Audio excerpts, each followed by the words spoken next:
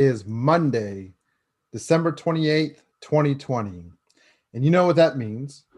This is the final Monday of 2020. I'm really excited to be joined by Jason Sugg, our Twitter commander in chief, and handles all of our engagement in that space. Jason, how are you doing for the final Monday in 2020? I am looking forward to 2021. Yeah. Well, we're here with you today because we want to take a little bit of time to reflect on 2020 with a very special lens. It's going to be with our Indivisible TX Lege lens. And so we're going to share some stories, some moments within this year that were memorable for us in regards to organizing, or stories that impacted the TX Lege this year that were memorable. And we're going to have some guests, some fellow organizers from Indivisible TX Lege to share their moments as well. And then we're going to dive into the top Twitter stories and Facebook stories that we posted and that were engaged, had the top engagement, or top shares and things like that, just to see what does it look like throughout 2020 that Texans were interested in wanting to highlight, or wanting to either share to themselves or just participate with.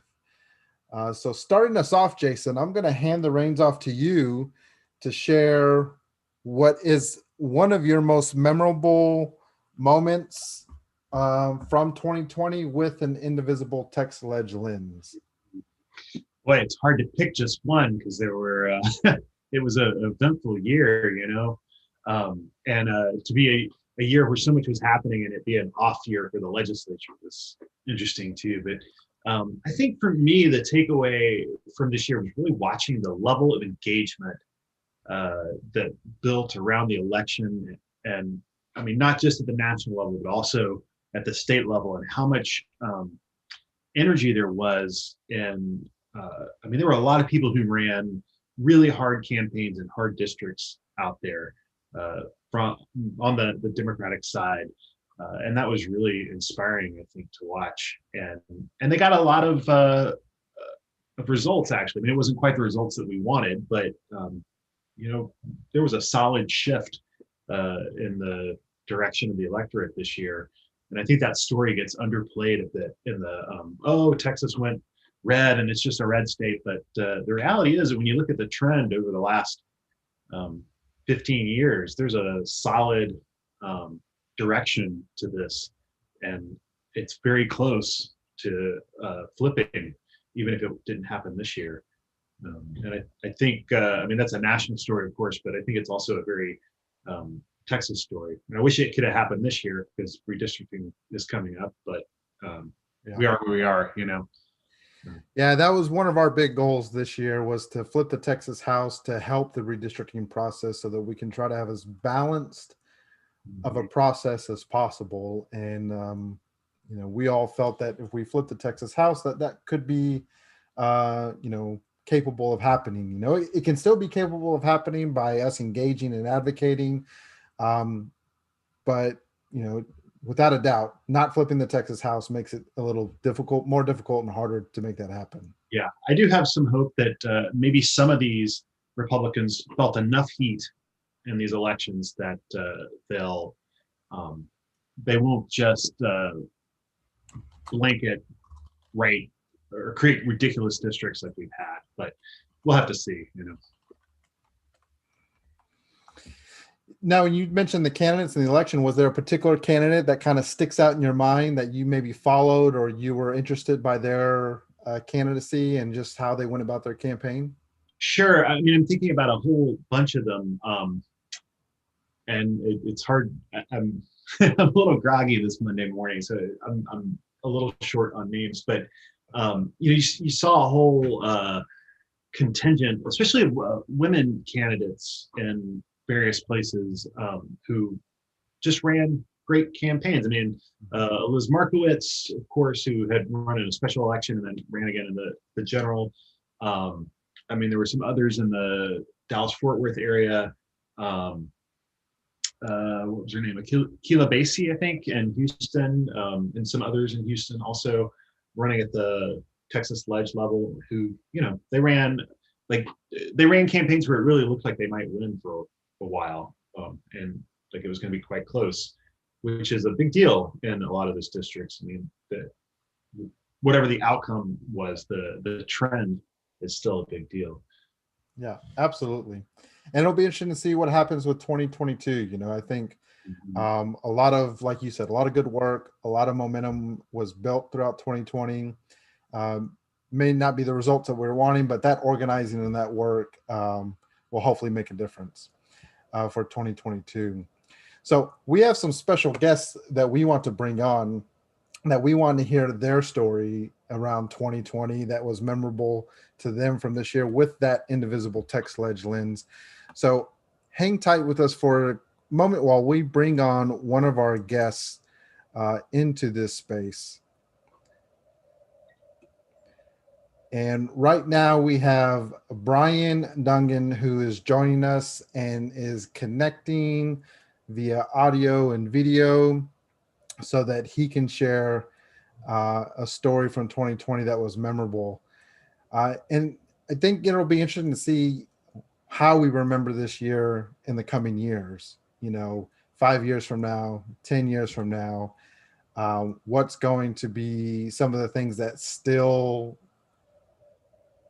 remain in the forefront of our memory and things that we reference within this year. And how is all of this, how's COVID going to affect the economy and everything else? We're going to be feeling repercussions from this year for a long time to come, I think.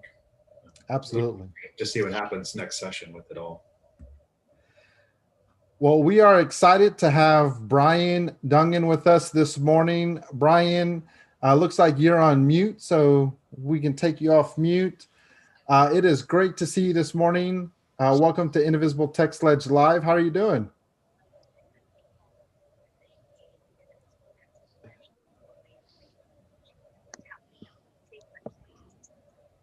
Oh, it looks like Brian may still be getting his audio set up here. Brian, let us know if you can hear us.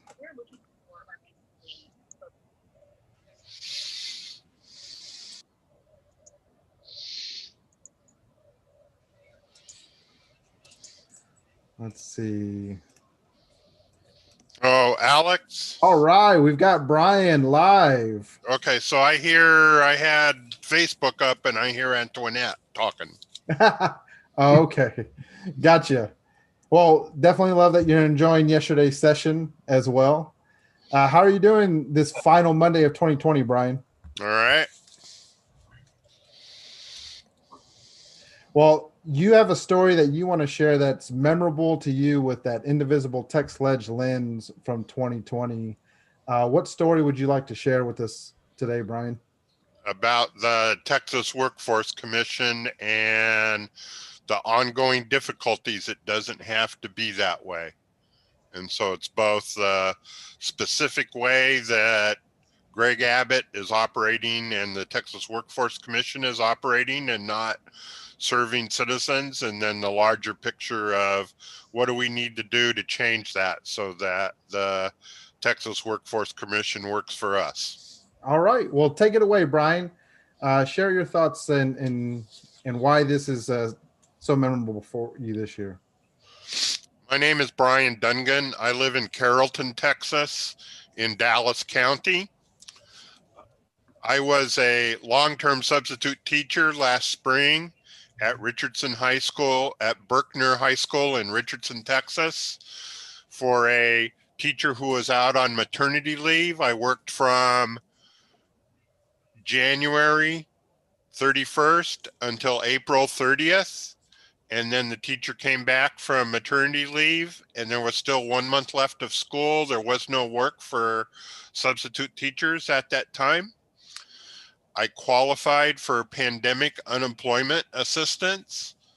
And last summer I received the $600. Last fall I received the $300. In August, I worked one substitute teacher assignment and I correctly reported on my bi-weekly payment request the earnings from that substitute work the Texas Workforce Commission put my payment request on hold, sent me a notice in my online account to call a certain number. I called that number, and the woman who immediately answered, unlike the usual queue where people, including me, have difficulty getting a hold of an agent, told me that she could not help me and I should just call the general queue. So that was on a Thursday, and I called 5 times and I either got a busy signal or I got, due to the volume of calls, recorded message, due to the volume of calls, we can't take your call. And after the 5th call, I contacted my state representative, Julie Johnson, and I received a reply back. I continued that same day, Thursday, Friday, and Saturday. Over a time of total of about 8 hours, I called 24 times to the Workforce Commission. On Saturday morning, I finally was able to talk to a human, and that woman told me that after she got my information and looked up my account, that she could not tell me how to resolve why my request for payment had been put on hold and what needed to be done about that. She told me just to keep calling. She blamed the volume of calls for calls being misdirected. And I specifically asked her, how should I get to the right department? What numbers do I need to press on the automated response system? She verified that what I had just done to get her was exactly what I should do. And then a couple hours later, I received a call from an agent at the Workforce Commission as a result of my complaining to my state representative. And that woman understood exactly what my situation was, that I had properly reported the wages, and then I had properly said that I had not returned to full-time work. It wasn't like I was a pilot at Southwest Airlines getting laid off and then being called back to fly jets again. And so she released the block, and then I got paid the next week. I don't think it has to be that way. That's not the way that our government should be run. And then the longer term situation is, what do we need to do to change that so that the Texas Workforce Commission works for Texans and not for itself and for employers? And as part of that ongoing process, I'm a member of the Indivisible TX Lege, and I and another person have had, since this past summer, have had a total of 5 meetings, either with my state representative, Julie Johnson, or her chief of staff, Amanda Foster. We've been working on building a relationship with them. Julie Johnson confirmed to me that she knows who I am, which is something that's new and different for me in Texas. And so I'm looking forward to not only supporting what Julie Johnson is doing, but also speaking to her and her staff to advocate for the progressive agenda that Indivisible Texas Lege has agreed to follow. And that's my report. Well, Brian, thank you so much for sharing your story. I can only imagine how frustrating that experience was. Thankfully, it did end on a good note eventually, and there is hope to try to make the changes that you see are desperately needed. And I think your story is represented by many Texans in this unfortunate year where the pandemic, has done a lot of, impact to people's ability to, have their jobs, to keep their jobs. through various, circumstances and situations throughout this pandemic, but unfortunately have had this negative experience with the Texas Workforce Commission. So huge thanks to you for highlighting that and elevating that and the work that you're doing to try to help make it better. And let's just say this is what happens when we elect state governments that don't really believe in government, right? We need people up there who are going to take this stuff seriously as a legitimate function of government and make sure it works for everybody. Yeah, we say a lot that, we want to elect people who are public servants first, not politicians, but that are wanting to serve all Texans and to try to find the solutions that are needed. Because when you come to a situation like a pandemic and all of the impacts that has had throughout our lives in various ways, we start to see not having public servants really makes a negative impact on a lot of people's lives. Absolutely. Brian, as we say a close to 2020, are there, you highlighted the work that you're going to be focusing on for 2021, as well as, just being plugged into Indivisible TX Lege and trying to take action on the legislative priorities we're going to have in the actions. But is there anything about 2021 that you're looking forward to as we put a close to 2020? There's two things. One thing is that my experience is that individual action can make a difference with our elected officials and with our government. And one of the things that I'm working on that's most important to me is that I think we need to have virtual public hearings at the Texas Lege, and I'd like to be able to make virtual public testimony instead of me having to go to Austin and try to deal with the whole situation with the pandemic and the Capitol being closed. Absolutely, right there with you. We'll see if we're successful, as well as all the other Texans out there advocating for these virtual hearings. And it could be a great positive because we could get a lot more Texans' voices elevated during the Lege session that we may not traditionally get because of that hurdle of traveling to Austin. So, Brian, it was great seeing you this morning. Keep doing the amazing work that you're doing. It's always a great opportunity to be able to talk with you and to hear the work that you've got going on. Thanks, guys. Bye. Bye.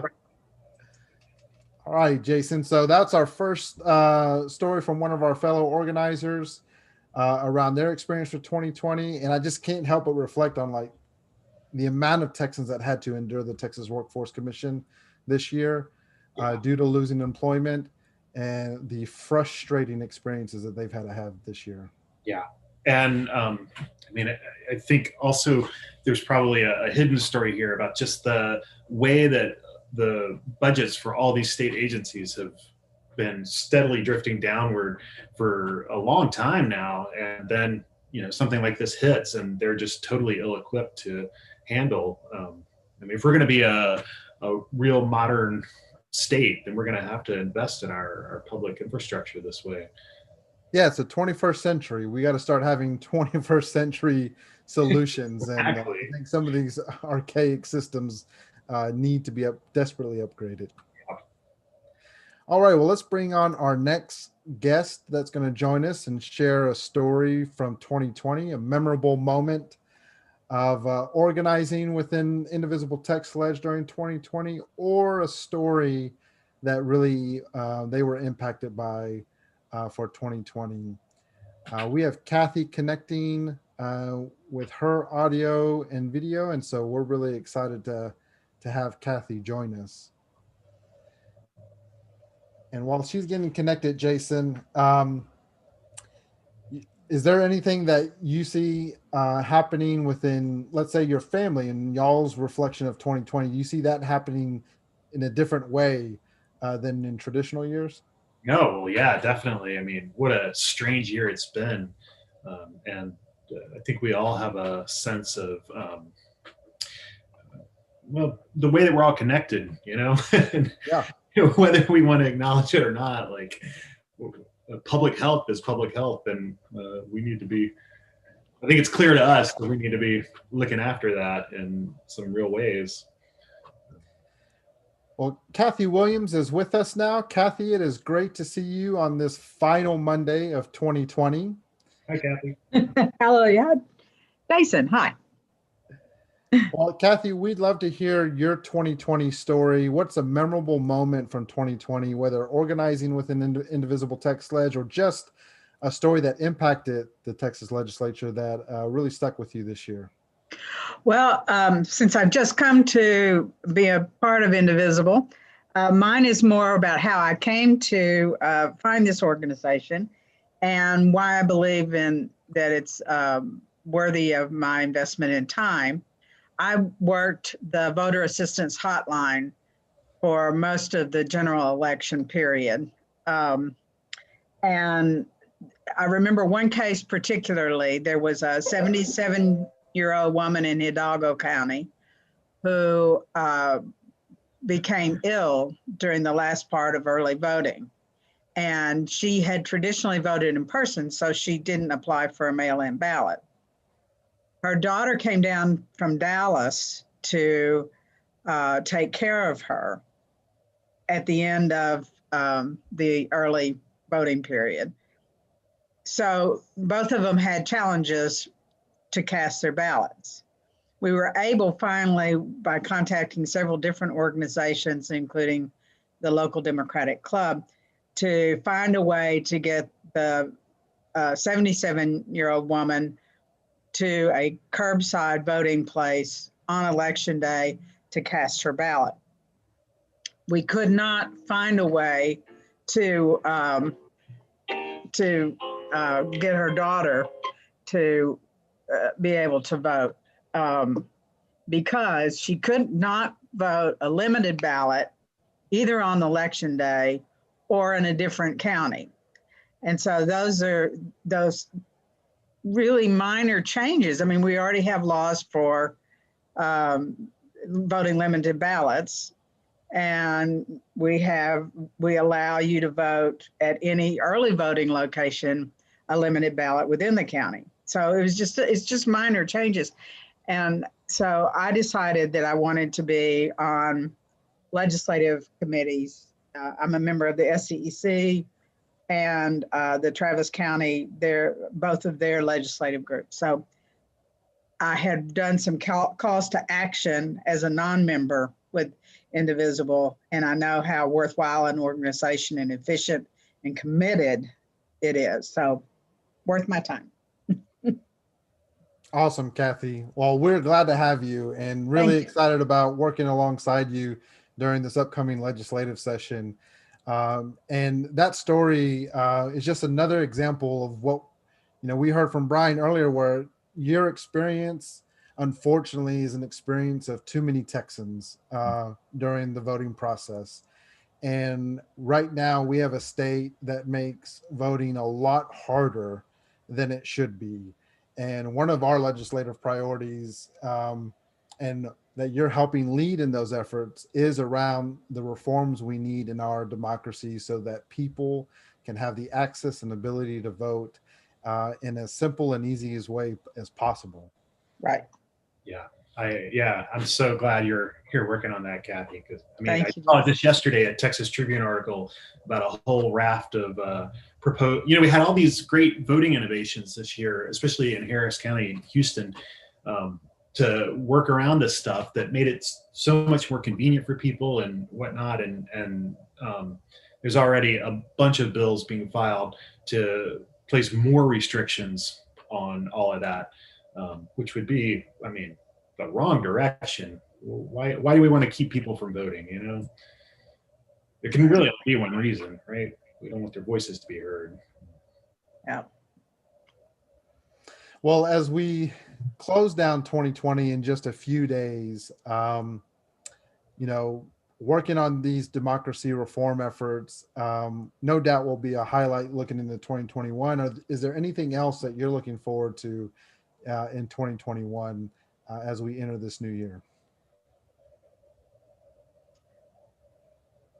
Well, I'm not sure if I'd exactly call it looking forward to, but it seems to me that the legislature is going to have to take up some emergency legislation on homelessness, evictions, one way or another. I think we're going to face a serious emergency situation as soon as evictions, the moratorium is lifted, because people don't, I mean, they still have to pay. It didn't take away their obligations. And for 7 years, I was head of a long-term disaster recovery committee. And I know what it takes to put people's lives back together. And we haven't dedicated 1,000th of the resources that we're going to need to help all of us survive what's coming. So I hate to be a Cassandra, but I think there's going to be some challenges that most people have not anticipated. Yeah. Certainly the government has not anticipated. Yeah, it's going to be really unfortunate to keep hearing some of the heartbreaking stories that we've heard already in 2020, in 2021. That will not be leaving us, unfortunately, and that's why the work that we're trying to do, bringing Texans together across the state to advocate and to try to, push for bills and legislation that are going to make a positive impact and help solve some of these problems, is going to be so crucial. And I want to highlight very quickly, we got a comment from Marla Garza Friel, who's checking in from Williamson County. So shout out to Marla. And she says, please remind folks how to get involved with TX Lege. And we are more than happy to do that. Within our post, there is a link to join us. So if you're interested in getting involved with Indivisible TX Lege, you can click on that link to join us, fill out what you can. There's some required information, but you don't have to fill out everything else if it's not relevant to you. But fill out as much as you can, and we're going to have an organizer reach out to you to help you get onboarded. The other way is to pay attention to the actions. Follow our Facebook page, Twitter page, join our mailing list. We're going to have actions weekly, sometimes daily, based on what's happening in the legislative session. And so taking those moments to take those actions is going to be hugely important for the upcoming Texas legislature. And yesterday, actually, we had a conversation, myself with fellow organizer Antoinette Perez.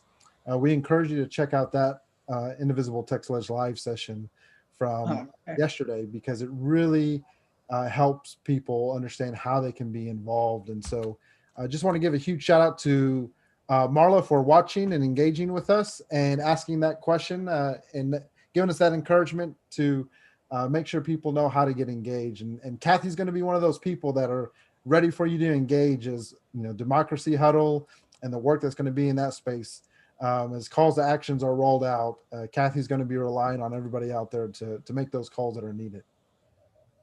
Now, I'd really appreciate also some diversity to encourage friends of ours who are of color to join us, because I certainly cannot speak in an authentic way about the particular needs of the communities of color. Absolutely. Great encouragement, Kathy. We definitely are here for everybody. We are inclusive to make sure we are highlighting everyone's voice and the solutions that are needed. Well, Kathy, it was great spending some time with you this morning. Thank you so much for sharing your 2020 story, and looking forward to making some more memorable moments in 2021 with the Lege session. Thanks, Kathy. Thank you. All right, Jason. So far, 2 great conversations with people within the Indivisible TX Lege organizing universe, I guess, is what I'll call it. Really excited about our next guest, who is making back-to-back appearances on Indivisible TX Lege Live. Has that ever happened before? No, not with this particular guest, Antoinette Perez. How's it going? At the final Monday of 2020, how are you feeling? You're on mute. Hey, everybody. I'm feeling excited about the new year, and I love this idea of a 2020 recap. So thanks for having me on back to back. I want to be the Bill Murray of Indivisible Texas Lege. Like, you kind of know that I exist, but I just sort of, maybe I'm there, maybe I'm not. I'm kidding. Good morning. Good morning. I love that reference. I'm going to have to start incorporating that more and more throughout the year. There's some memes that are going to happen. Oh, yeah. You know I'm on board with a good meme. Well, we've had two great stories and sharing from Indivisible Texas Lege organizers so far this year, reflecting on this year. When you look back at 2020, Antoinette, what is a memorable moment, whether organizing with an Indivisible Texas Lege or a story that impacted the Texas legislature in 2020? You bet. I have two, and both of them have to do with Indivisible Texas Lege. One of them, I'm not sure if anyone's mentioned this already, was the election night broadcast. It was a project that you, Alex, had brought about 2 weeks prior to election night. You were like, hey, let's do a statewide broadcast with about 100 different people. And let's do it in 2 weeks. And there were several of us that our response was, yeah, let's do it. I think that it was a time where many of us had had so much nervous energy built up over the prior 4 years, and it was all coming to a head. And for some of us, I think the amount of effort we were putting into direct electoral outcomes, like it was spent. And we wanted a place to put our a constructive outlet for that nervous energy. So it was a lot of fun. It was a huge challenge, and it all came together in that one evening. And it reminded me of what's possible when we all commit to working for the same outcome.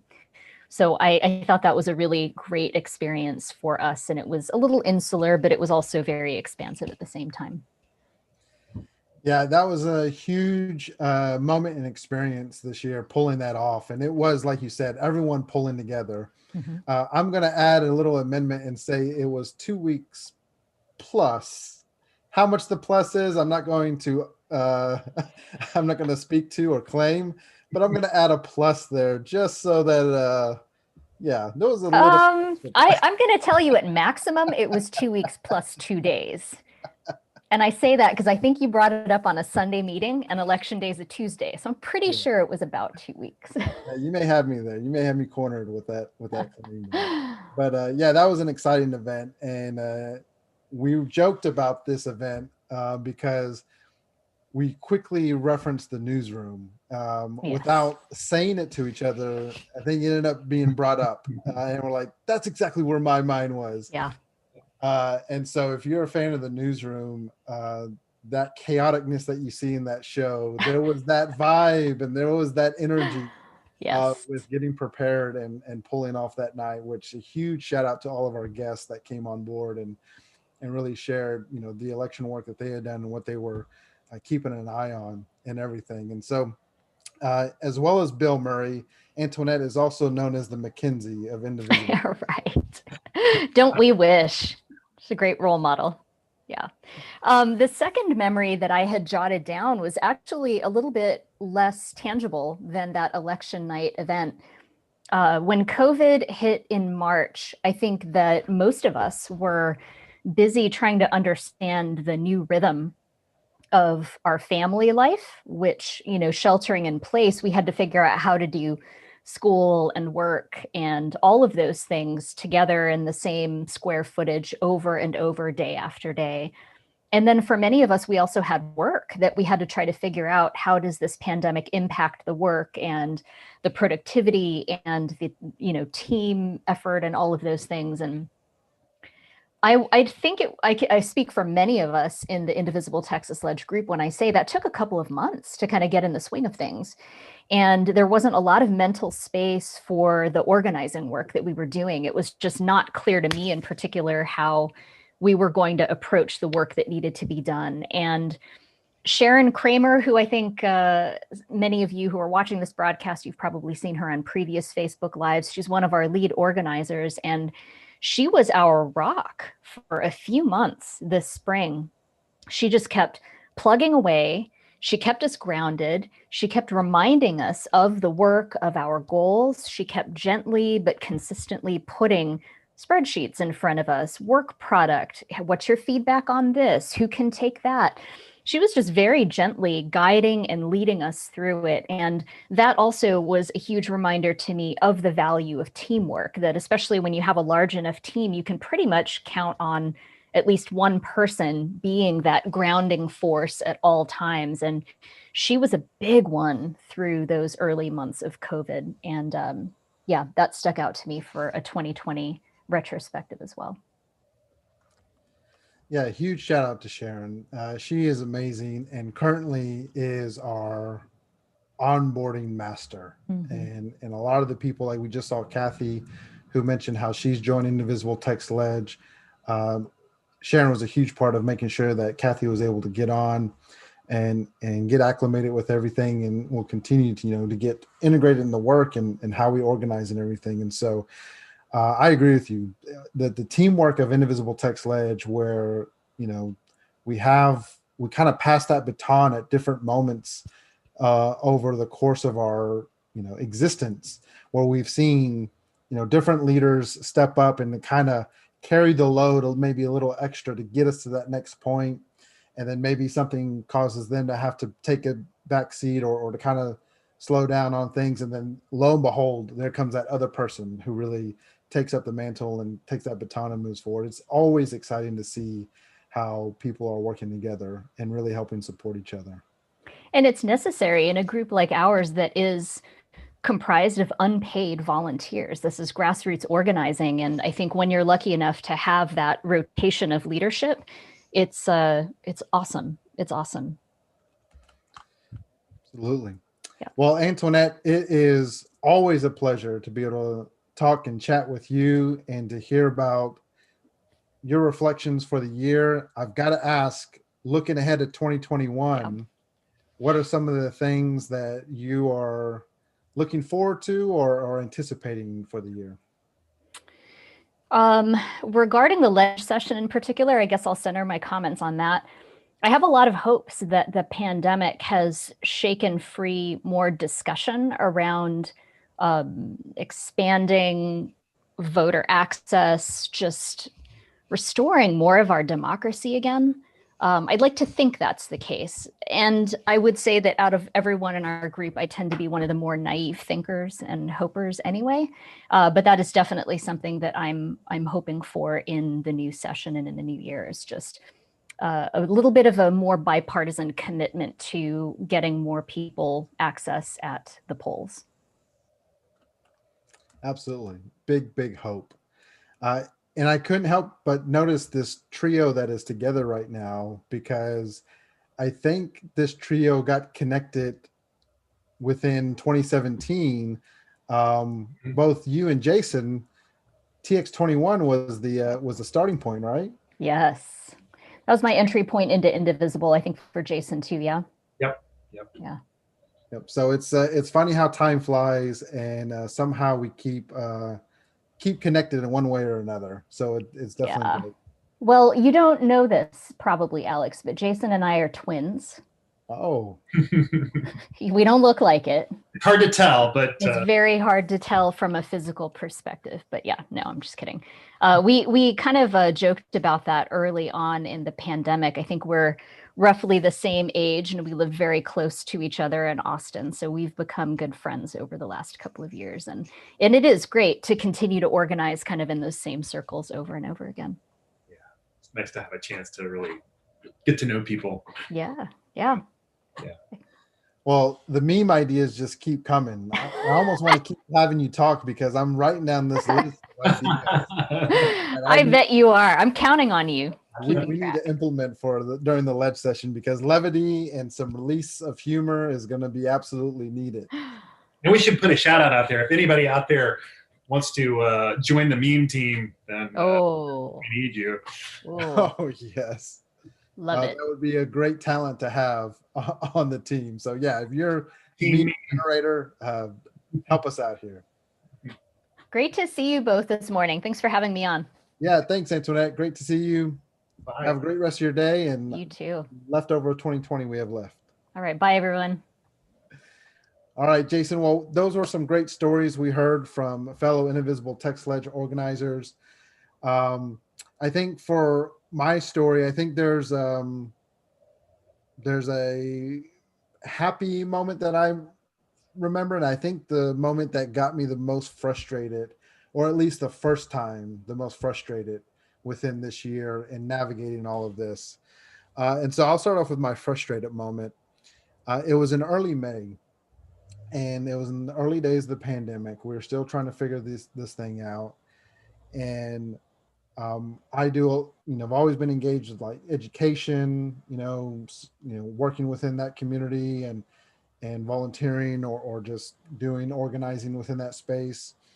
And so I'm based out of Fort Worth, and so there was a lot of work around parents and students and schools and trying to figure out, students were virtual after the spring break, how do we get resources to people, and how do we get support students in that space, and parents are having to adjust because they may not be going to work because of they're not working remote, and things like that. And so that all started in the middle of March, and by May we're getting closer to the end of the school year. There was a little bit of some momentum and a groove that was starting to happen. People were starting to figure things out. We weren't trying to make the asks too great, I think, within Texas or the education system. A lot of school districts kind of went to that pass-fail model to where, we just need you to really plug in and do some work. And we're really trying to just get our hands wrapped around the issue that and the problems that we were in at that moment. And unfortunately, our governor decided to try to push reopenings to happen. Now, I definitely understand the economic concerns of what the pandemic has done.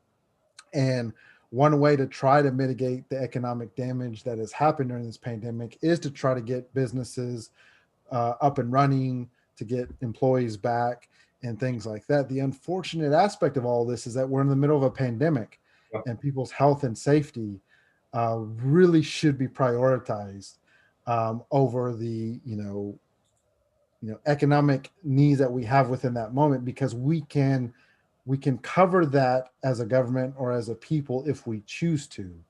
And we've seen that in a lot of other countries around the world where they covered the dip in economic activity by helping get resources directly to people, whether that was monthly checks or whether that's coordinating resources for food or things like that. And unfortunately, our country and our state decided not to take that route. And so while everyone was in the middle of this stress bubble that we were in of trying to figure this out, and like Antoinette mentioned, it took a couple of months for a lot of people to really recalibrate.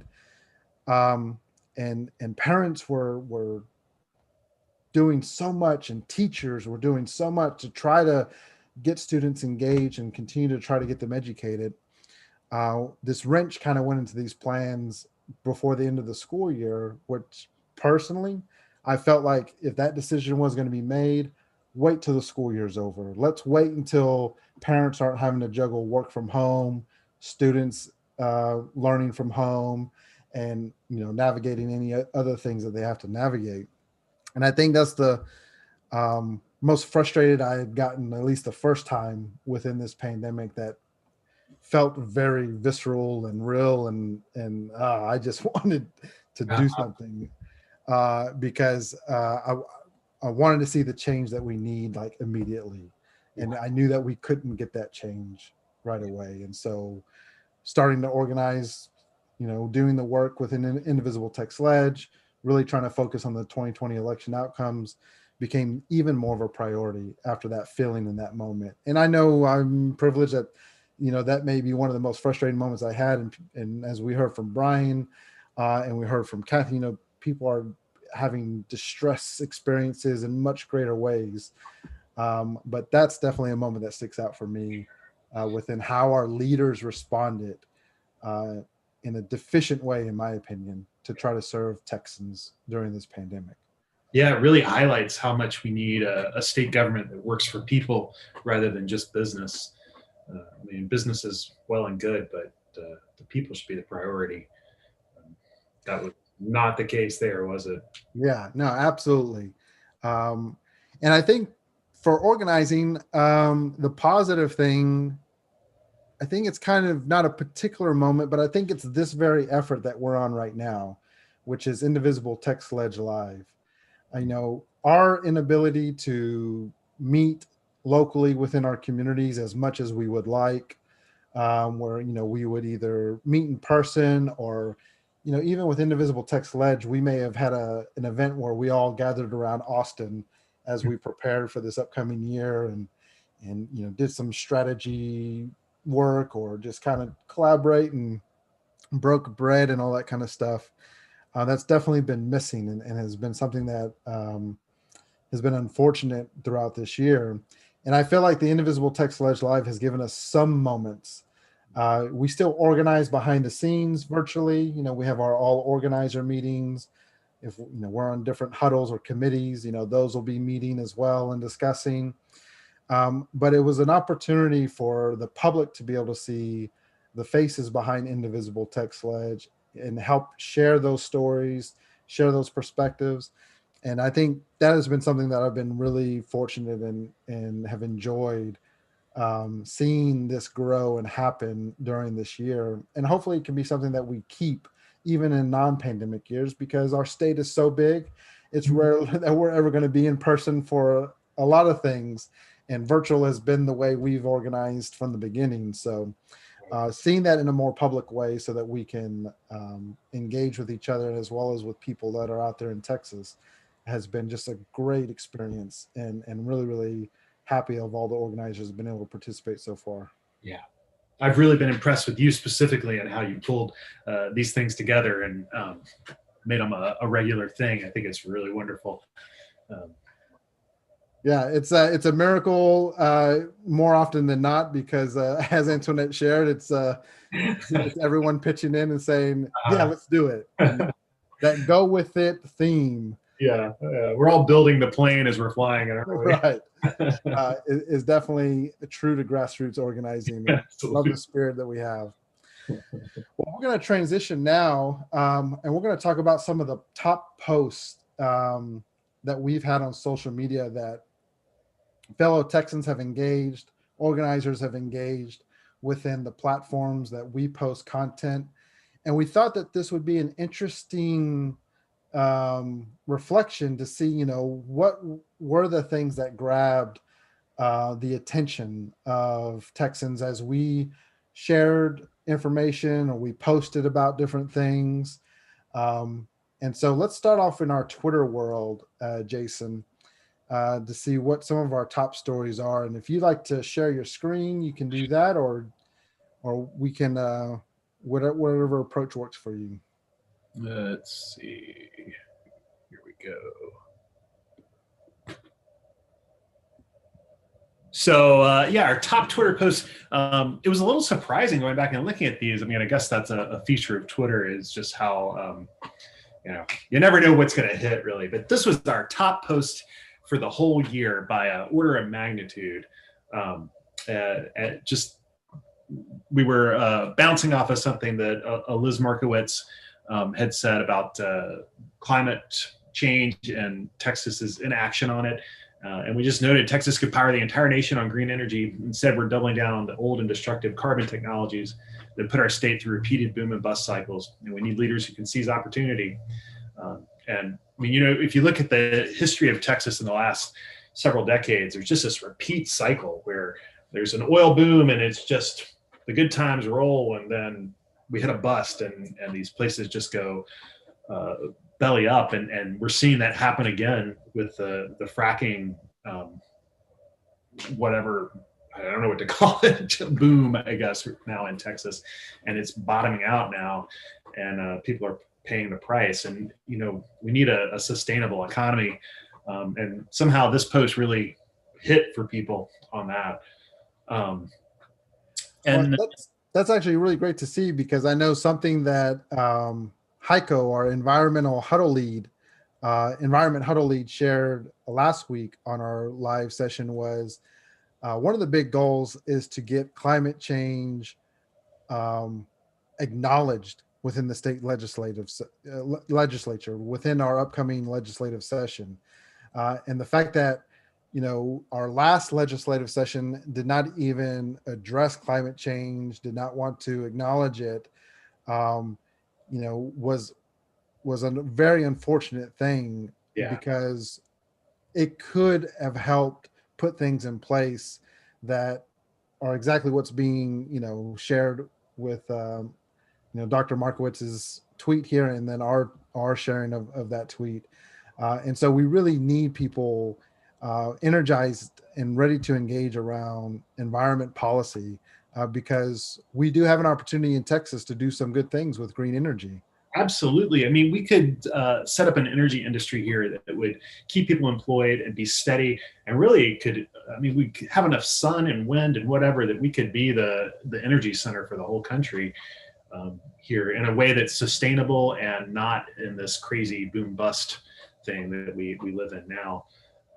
But it's going to take some commitment by state leaders to that, which, we're going to have to push for, I think. Yep.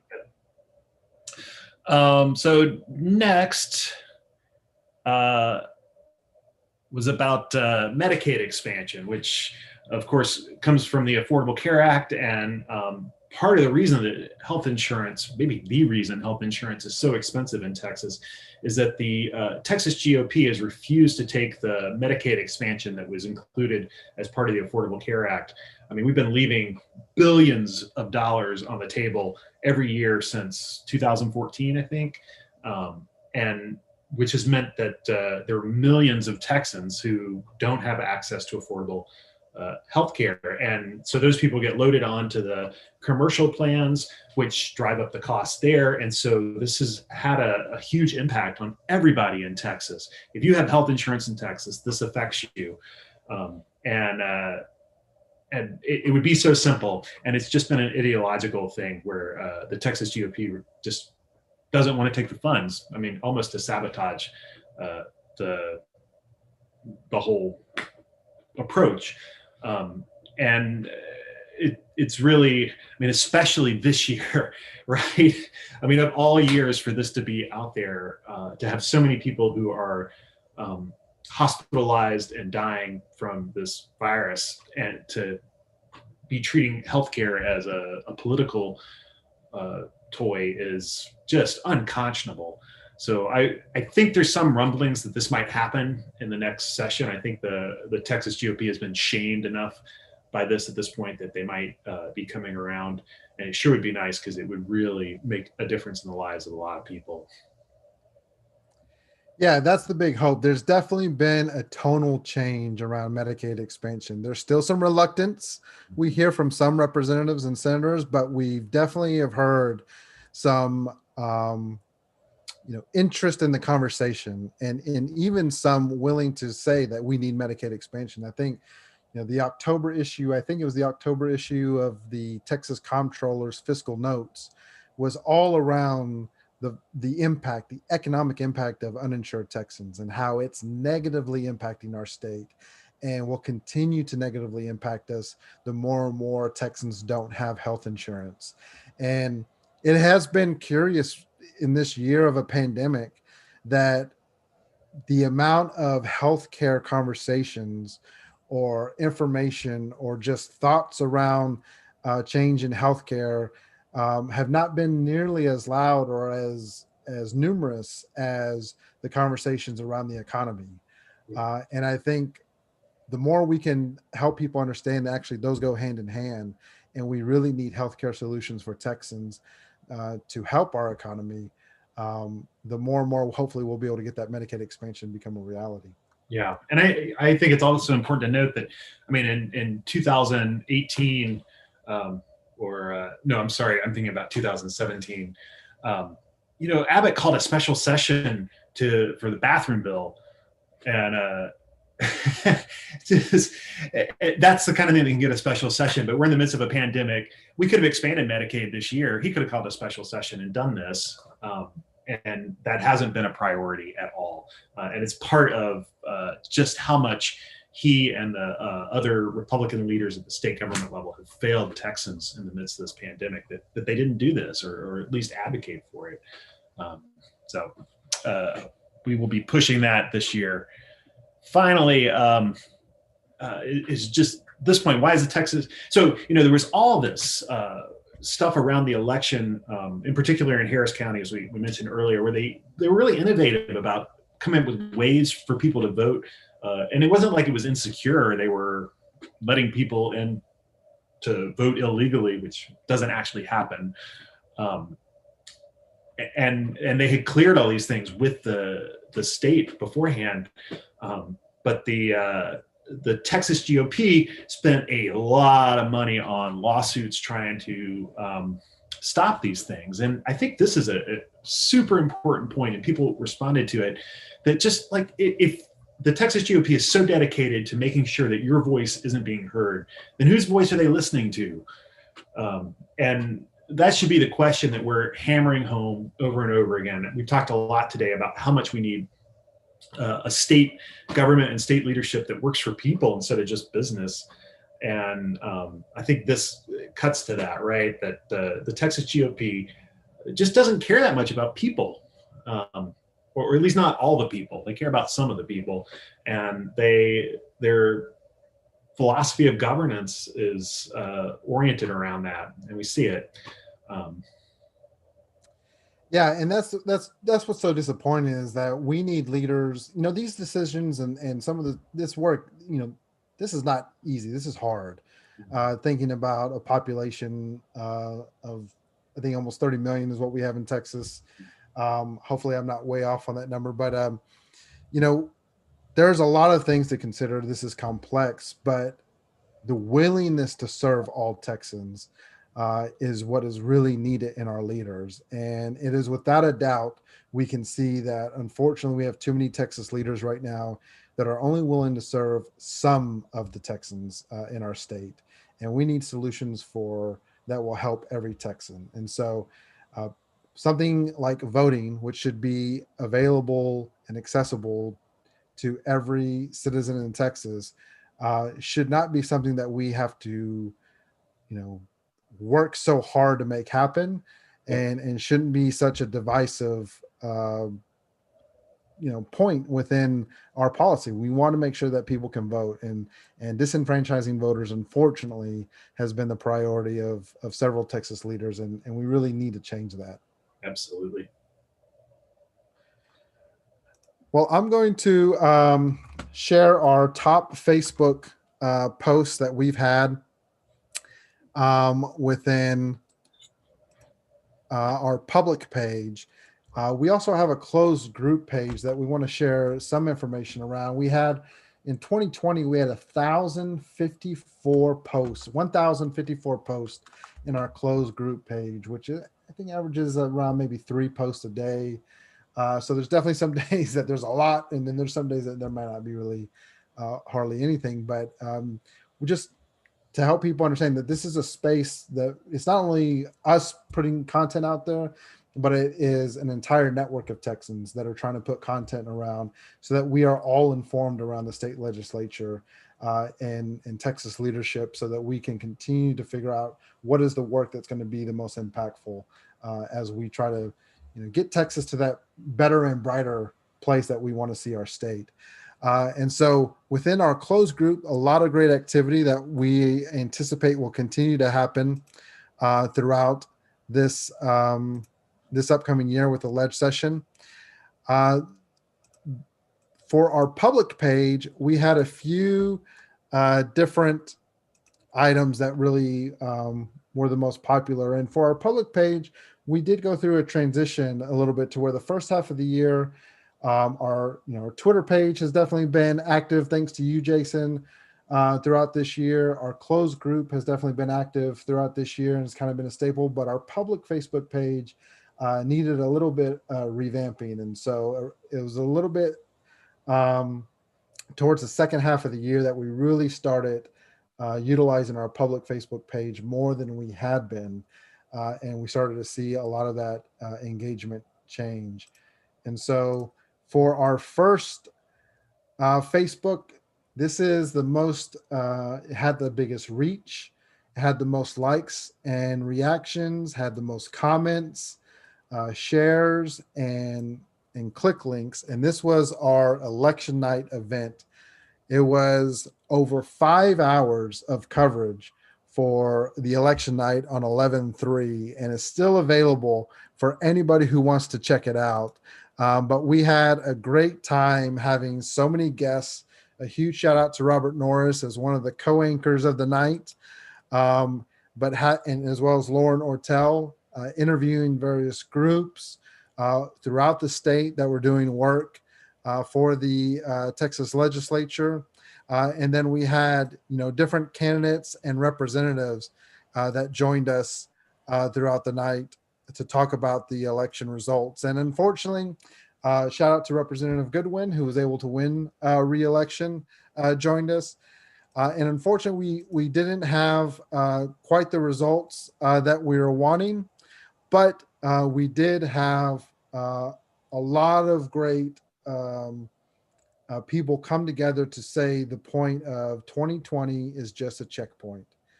This is not the end. This is not the end of our work.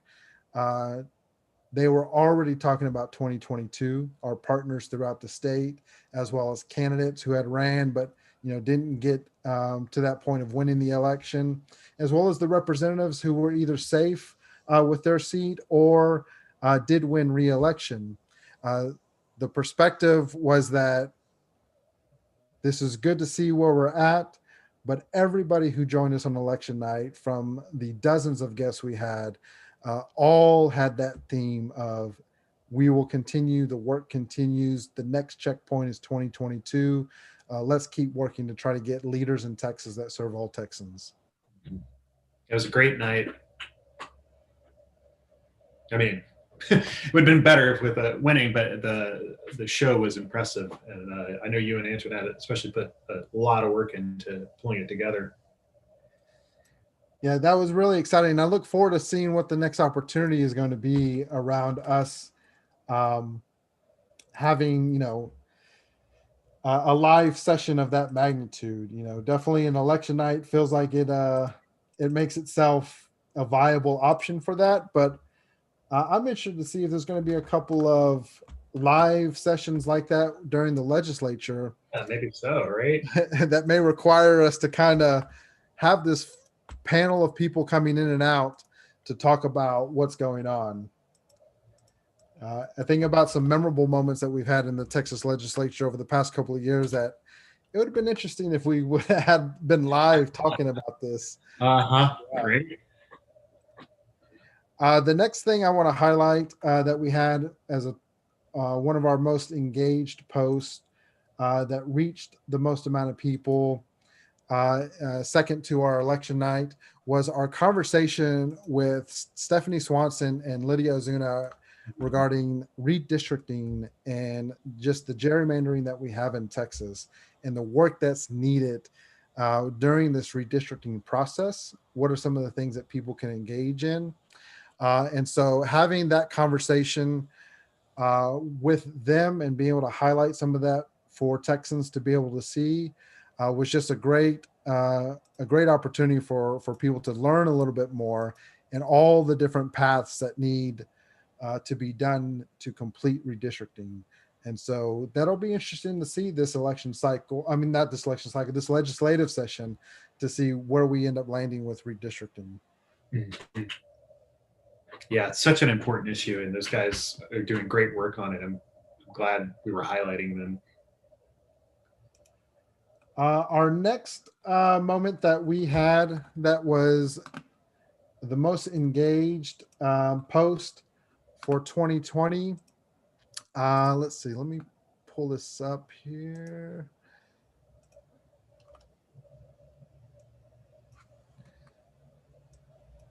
Oh, got a little bit of delay on my end. And this was around ramping up for the election turnout. Early voting had started, and what we did was kind of similar to what we did today, which was we brought on different people throughout Texas who wanted to share what they had already accomplished during the election cycle, which was they early voted. And so we had various people come on and join us to share that they had early voted.